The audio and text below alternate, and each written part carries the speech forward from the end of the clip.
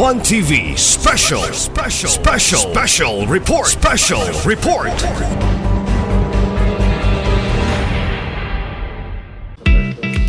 Okay, mga kaigsunan, mayong adlaw, nining bahina.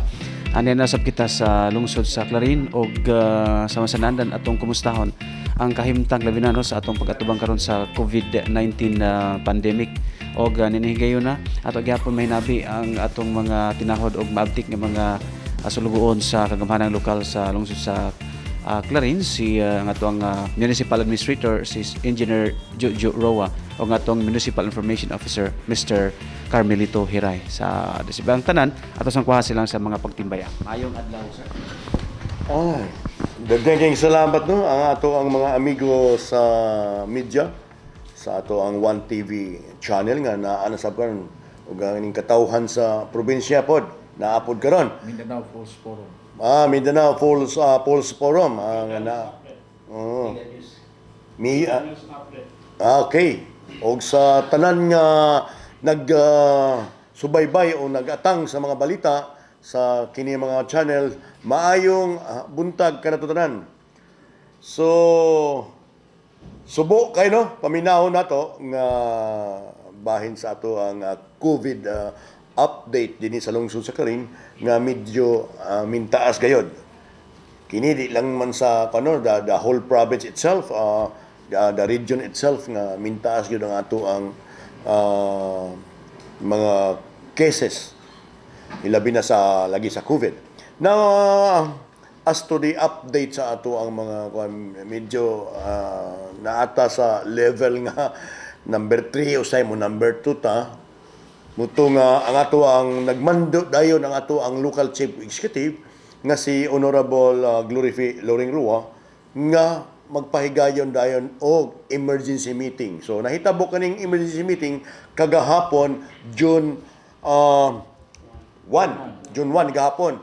Nag-emergency meeting dayon ta so sa IETF or Inter-Agency Task Force dinhi sa lungsod sa Clarin para unsa na po'y ato ang mahimo. Kaya ang ato ang probinsya nagpagawas man pod og Executive Order number 42 bahin pod lagi sa COVID. So gahapon medyo grabe gyud. Grabe ang mga panagbangi kung unsa gyud maayong buhaton kung pila ka percentage ang atong i-down sa atong ekonomiya or kinsa katong what are those establishment that we are going to close, what are those nga ato ang pwedeng i-open.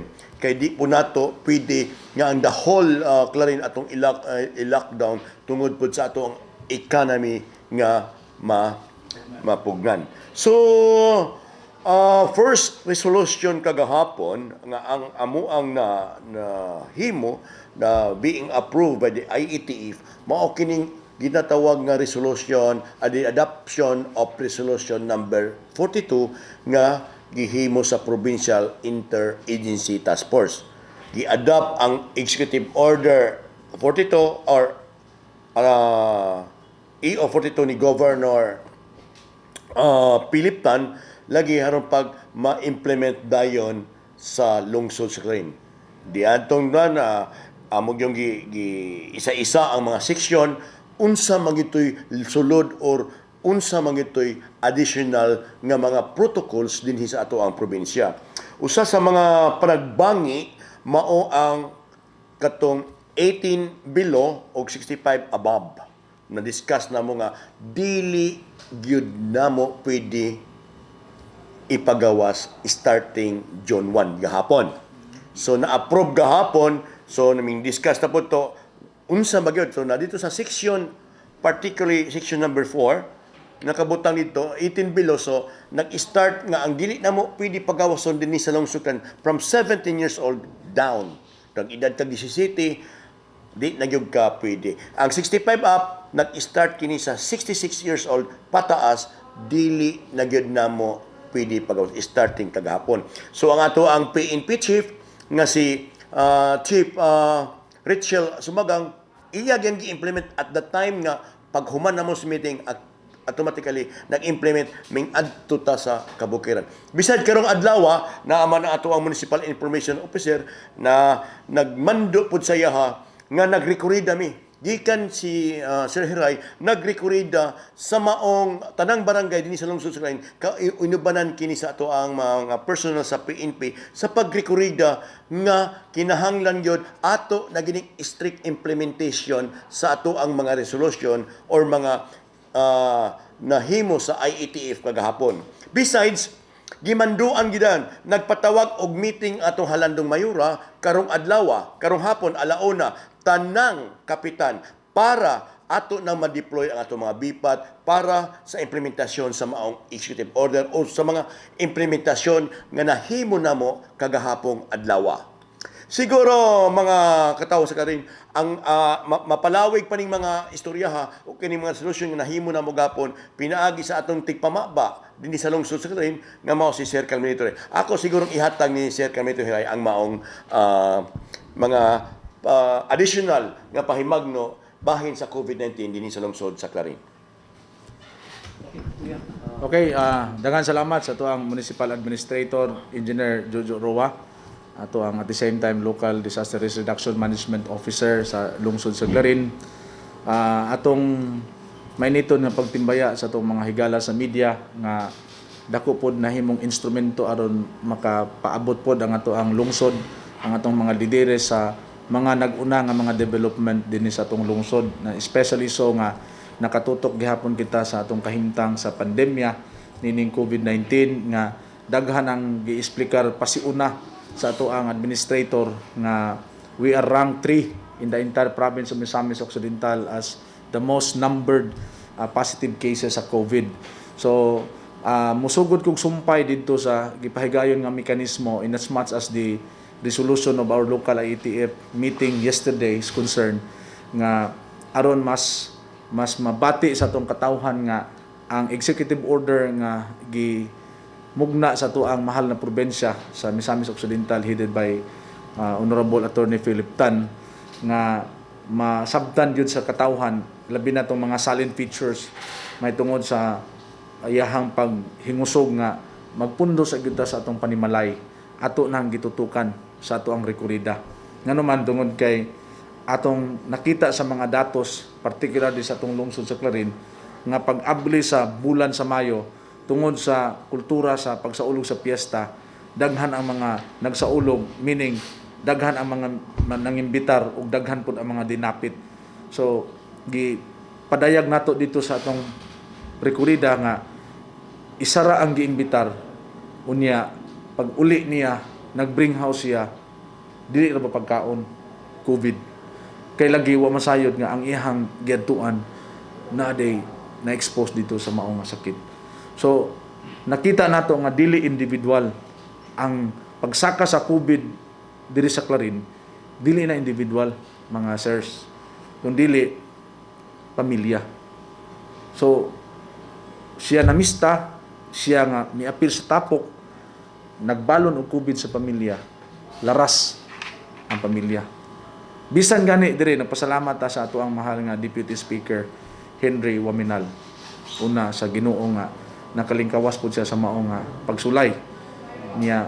Makita nato ang grabe nga testimony ni Congressman, testimony at the same time encouraging our people to really seriously respond proactively in times of pandemic nga di na mabot sa punto nga sama nila nakasinati. And we are very thankful to the Lord una sa vaccine nga napalambo kay nakatabang gito sa iyaha and to our people niya. Secondly, ang reminder sa daghan kay nakamsan sa kinabuhi. Nawa taon sila nakasurvive and they are very close to us. Many of them. So, gi-emphasize nato na sa rekorida tungod kay grabe pamilya ang iyang giigo karon.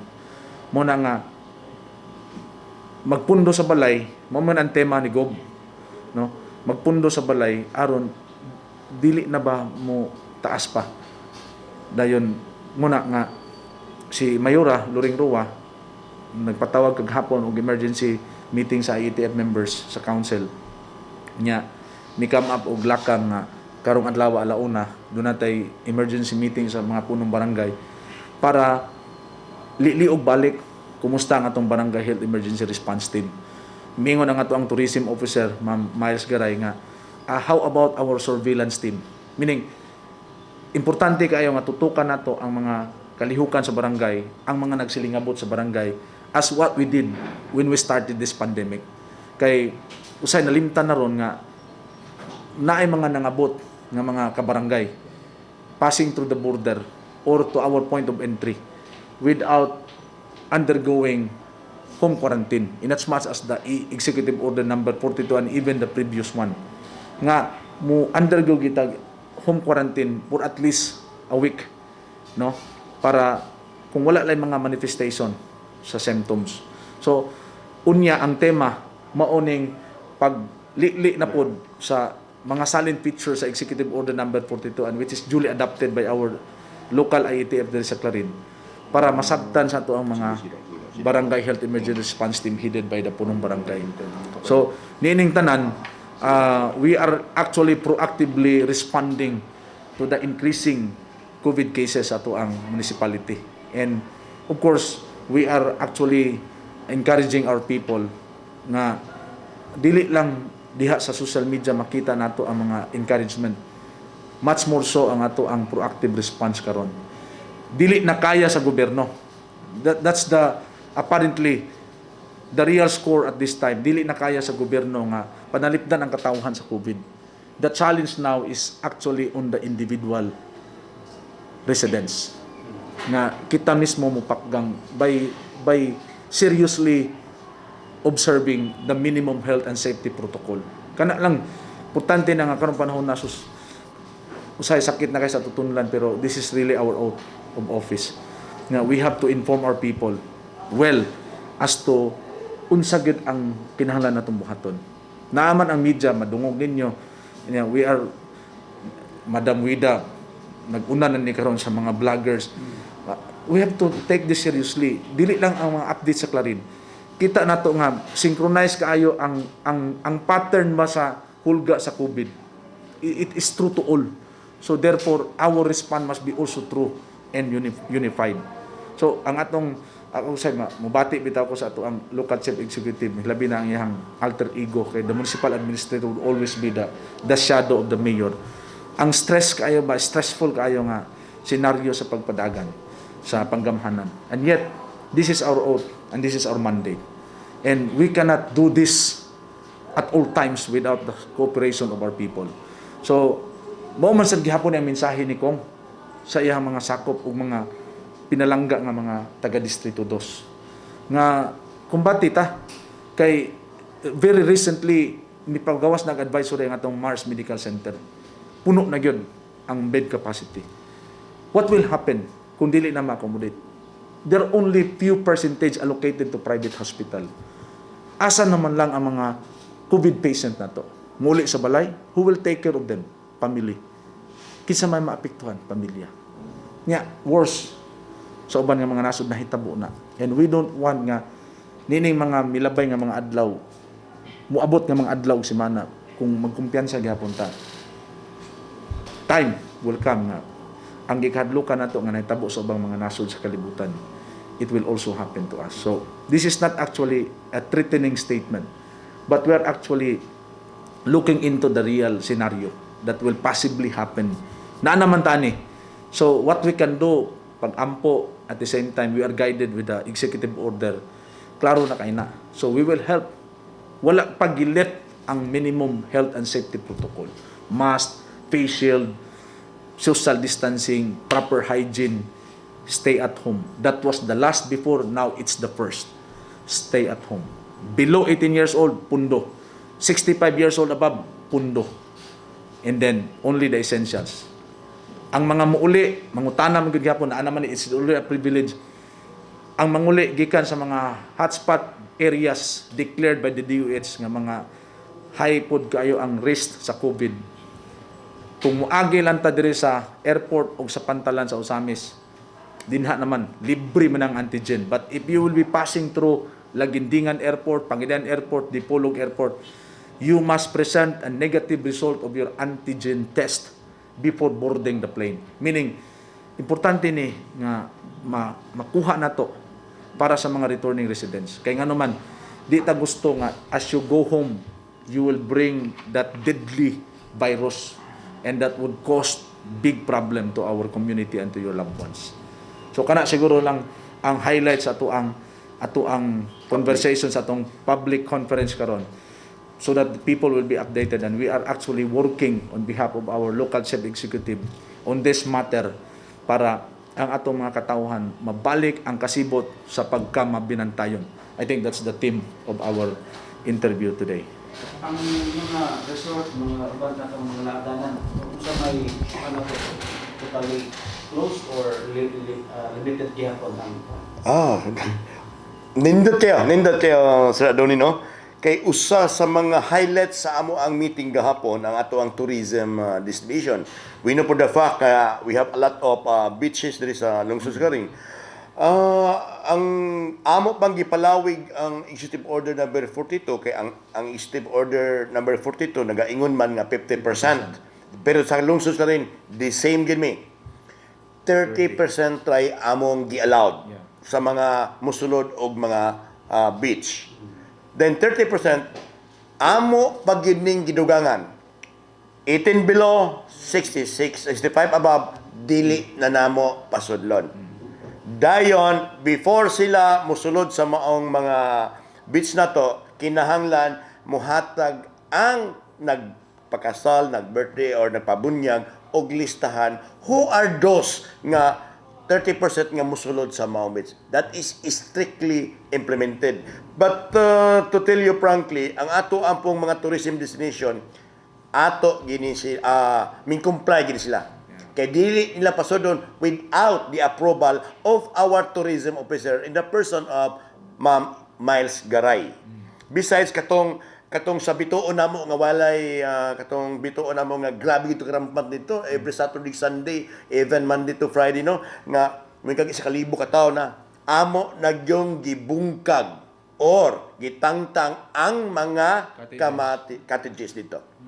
Kay dili po na siya kuan kana bang suba ra maguni siya, sir, mga sirs, no, suba ra ni siya amo nagyong istikno gipangtangtang yod sa among barangay. Kay kung ang si barangay captain Chupilo dapitan kung dili amo yung orderan og show cause order. Kay grabe na, rampant na dito ang mga ligo, dayon wala na social distancing, wala na health protocol, manggiinom anang daplin sa suba. So strict implementation ta. We don't care whoever you are, ang amua atong bantayan ang health sa malungsuranon dinhi sa lungsod sa Klarin.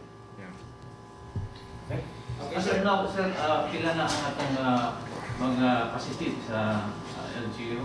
Okay. O na kay na-dislike siya, no? Okay, that's good question, ha. June 31. Atong June 31. May 31, sorry. May 31 miabot ta og 50 city kabok positive individuals din sa lungsod sa Klarin, pero ang uban ana asymptomatic man. Pagka June 1 gahapon ming completed na sa ilang quarantine for 14 days. So mga 14 ka buok ang nakakompleto. So naatay 43. Karong adlaw pod naapoy mugawas nga mga 8. Mudaga na ta sa mga 30. Pag abot sa Friday ani among mo down tag mga 20 lang.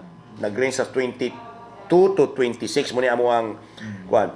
Pero dili ta kumpiyansa kay naata sa 40 to 50 ka buok persons pending sa ilang result kay giswab kay direct contact sa manag positibo.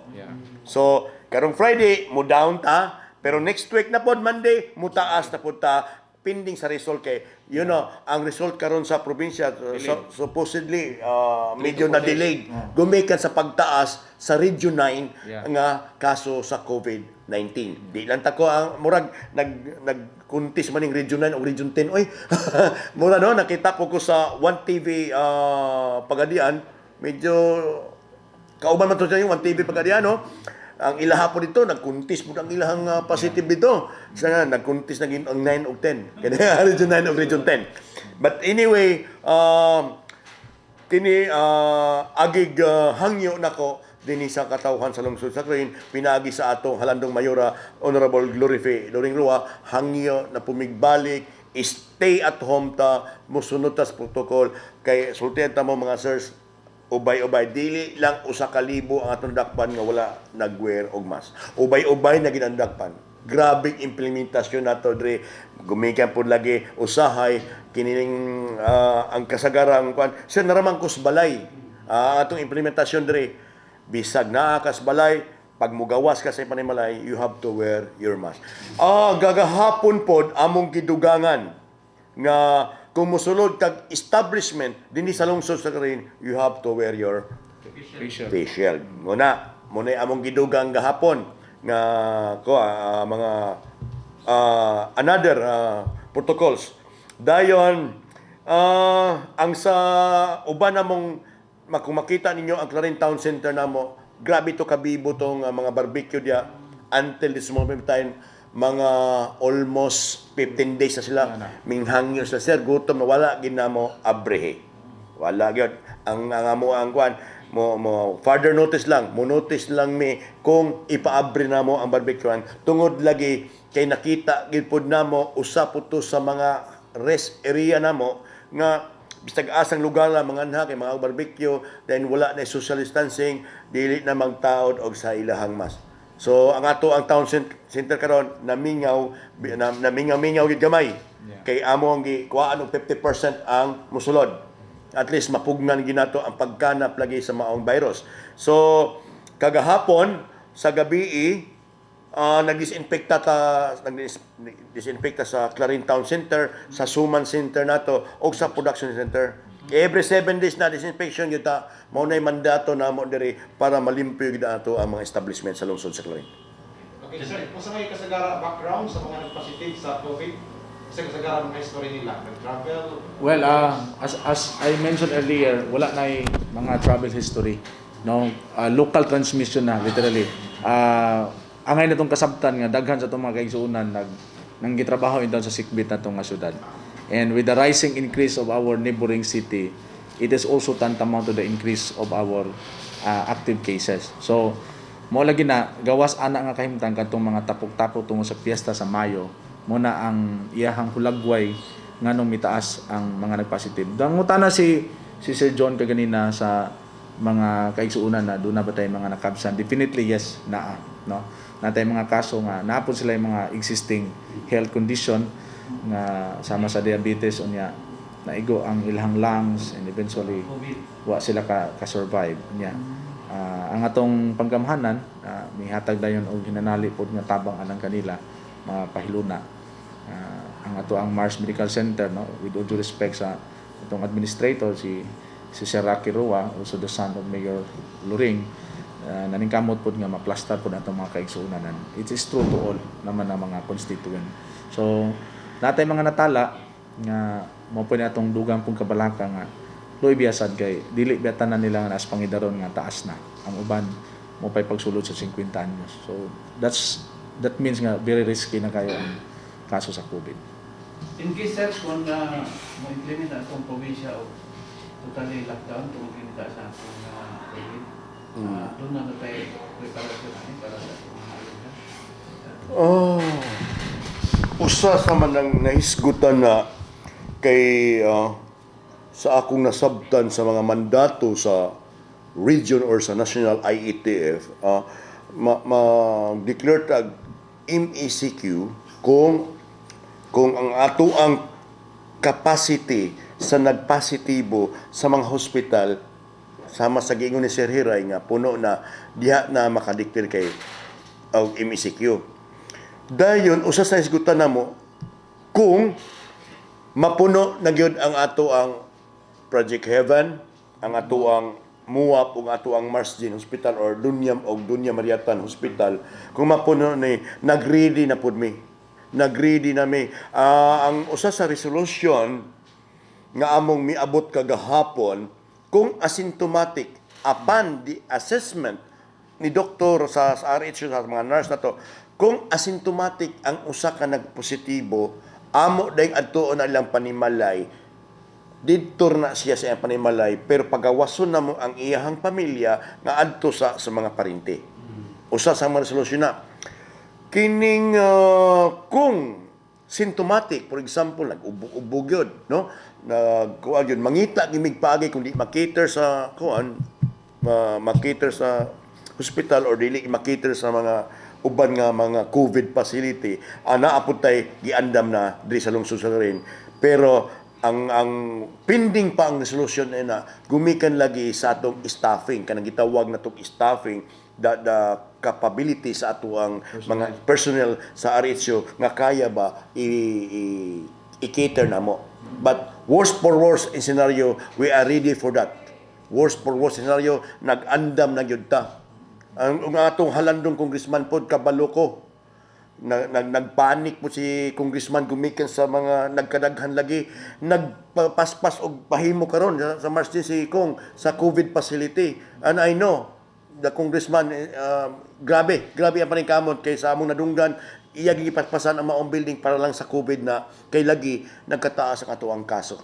Wala ako positive kay ko nga si Congressman Henry Waminal iya yung paningkamutan ni by hook o by crook nga mahuman gini siya para mapasilitate sa labi na sa distrito 2 nga iyang constituents. Sikaw. Man sir, katong isang hog permit itong gusto mo gamit sa beach, ba naman to sa executive order ni Yeah. sa tourism sila mag permit? As mentioned by our municipal administrator, mo coordinate sila sa ato ang local IETF. Ang local IETF na to sa Clarin designates our tourism office through Ma'am Iris Garay. So, in fact, ang ato apong proactive nga measure sa ato ang tourism office, gapagdala na silang staff dito to also give the updates black and white sa mga resolution nga na-come up sa atong IETF meeting. So, meaning every now and then, gina-update na nila unsa na ang mga development o mga changes sumala sa gilagda sa mga executive order o sa ato ang resolution sa IETF. Okay. Sige. Okay. Nako kay habol kamay. Nakabasa man ko sa social media nga tungod anayang vaccine.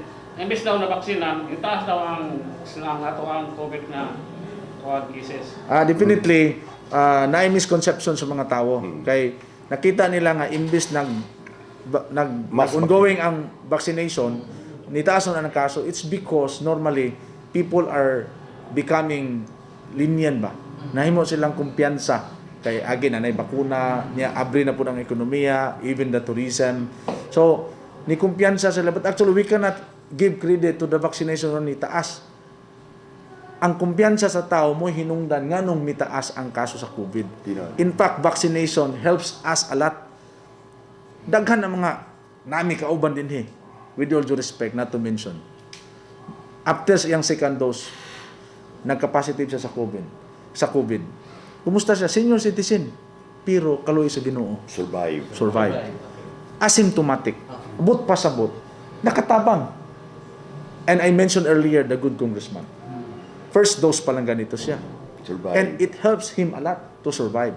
And many cases, although naapoy mga rare case nga vaccinated, sumala pa, na disgrasya yun, ay inanay mining kinabuhi. But we cannot give credit nga tungod sa bakuna nangamatay sila kay per study, in fairness, effective and safe ang atong bakuna. Be it Sinovac, Astra, Whatever Moderna. Pero sir, sa amin sir, 3,000 ang matapnan nga dili mag-face mask sa Clarin. Sumala sa atong ordinansa, gi-mention na ni Sir Jojo sa mayagi na atong conference, nga natay community service, first offense, second offense, 500, third offense, 1,000. Inanarasad ka friendly ang Clarin, pero kulbahin namin, ato ang hippie, police captain, Richel Simburio Sumagang, bit-bit yung gas kapulisan. Meaning, we are happy nga the neighboring city is doing that, and ako taga-usami sad ko by residents, nakita nato nga compliant yun ang mga tao, and also with Clarin. Katong last na to nga testing antigen, labi na positibo ato. Pito. Pag swab, automatic man to. Perfect. 3 stars. 3 stars, 7/7. Pag swab sa ilang pamilya, na uban lampurnas, ang uban tulo. Yeah, mo na mong gingon ganina, pamilya na. Before we started the massive testing, ato grabe pong paningkamot ni lamit gito nga senaryo, blessing in disguise gito. Tinuuray lang. kung si Mr. Administrator na mao na iyang pamalandong, there was a divine intervention. Kay it was Thursday. Dayon pagka wala na bitami available adto kay si good congressman na confine na siya ato sa Mars. Mao mo pagka kay May 17 to brother no. May gani kay naa say higala nga naka-offer pod og testing kit. Mo to yung nagamit. Nya timing man to kay nakabakuna pod. So pag antigen na mo na positive niya, direct contact may ng Wednesday. Pati nakatabang man gyud. Gi-recall the following day na katong nagpositive sa COVID dayo sa antigen na positive sa swab gi-recall din mi gi-antigen mi the following usa na lang ang na-positive sus kung wala lagi may nag-antigen basig duha lang kaadlaw atong nga na-extend nagoy taga treasury na taga mayor's office na taga MPDC hurot mi blessing in disguise gito wala ra bintay available nga antigen test mo to reflection sa atong good administrator there was a divine intervention. And with that, ang period gyud ana, ang lintunganay, ay gyud kumpiyansa. Ay gyud kumpiyansa bay. Clarinians. Kaloy, sige naman, negative mo, sir. Kami tusok na pud mi.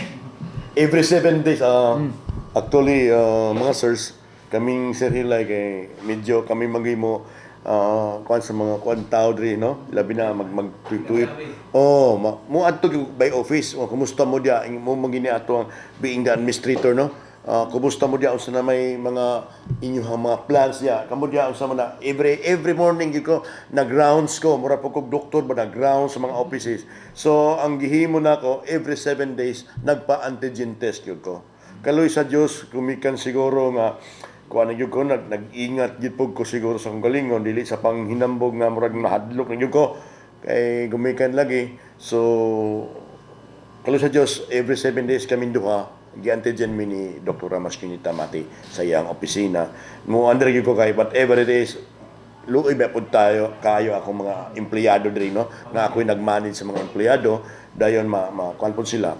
So katong giingon ni si Reti tinuod to nga katong pito ka empleyado na mo nga from teacher giusab ginako gitawag na pud nako sa sir 5 days mamas no nay nagpositibo siya i-repeat ta gyud mo MPDC ang mayor's office gi-repeat ginako ni sila kaduha bahala pag 3 days pa mo giusab ginako kaloy sa Dios nagnegatibo lang gihapon mapasalamaton kita kay katong giingon ni sir nga na tay divine intervention kay kung naabtan tong pito naabtan pa tong mga 2 days lang. 2 days lang wala na kalat na to siya kalat na gito siya. So pasalamatan ta sa kuan suggestion ni sa atong halandong congressman Deputy Speaker Henry Waminal kay nag-suggest gyud siya nga magmass testing gid mo sa LGU. Mutoy naka-trigger namo nga kabalo man gid ta basta order ni Congressman Waminal mo ang kita kay proactive mapunta nakakita gid tag pamaagi nga makakuha ang antigen test para pud sa ato ang mga pagdepensa sa ato ang mga empleyado. Sir, nalagay pa ako ng question pilang dahil kapag katong nabakunahan mga cancer aso. Yeah, natay 1,957 dosage. Niya kay i-divide man imong to. So natay sa mga around 800, no. Actually 657 ang fully vaccinated na. Dayon natay first dose sa senior citizen sa upat ka mga barangay, poblasyon 1, 2, 3, 4. So we'll be having the second dose on June 10, no? Para sa uban nato nga mga A1, A2 nga mga recipients. Okay, final. So, yes. Okay. Once again, mga lungsuranon sa Clarinda, Usbunako, aniya na po kita sa Usbunako, stay at home sa tangang balik, stay at home ta, labi na sa itong mga, it is just a matter of discipline. Kining COVID-19, ato ginisang mapugngan, pinaagi sa matag usa ka nato, ilabi na kining ginatawag itong disiplina. Usbunako, lungsuranon, stay safe, ang sunod ta sa health protocol, ayaw ninyong sabta nga istrikto atong kapulisan kay gihimo lang nila ang ilahang rule to implement such executive order or mga resolution coming from the provincial level and also coming from the municipal level. Usbunako, salamat sa inyong kumpiyansa sa pag-administer nato dinhi sa lungsod Clarin. Once again, daghang salamat ug maayong buntag kanatong tanan. So, isip inyong ating pumaba din sa lungsod sa Clarin, ang tanan na padangat na sa ngalan sa itong local chief executive Honorable Glory P. Loring Roa, uban sa itong Tibok Puwersa Sanggunian, headed by Vice Mayor Sonson Navarro, mga department head ug sakop sa local IETF, kini inyong tigpumaba mingon kaninyo, daghang salamat, uswag Clarin. Mga igsunan mo to ang ulahing pamahayag no sa atong mga salugoon sa lungsod o kagamhanang lokal sa lungsod sa Clarin kalabot sa monitoring o latest update no sa atubang pag-atiman sa COVID-19 situation sa lungsod sa Clarin. So sa ilahang ipadangat responsibilidad kanatong tanan, responsibilidad sa matag usa aron makalikay kita sa hulga sa COVID-19. Gikan dinhi sa tong nahimutangan, ikan sa to ang lokasyon behind the camera nga to ang program director Mr. Johnny Tommy og sa atong mga kauban no atong mga video news contributor o mga news vlogger. Gani inyong higala Adoni Disina. Daghang salamat, maayong adlaw, Misamis Occidental. One TV special report.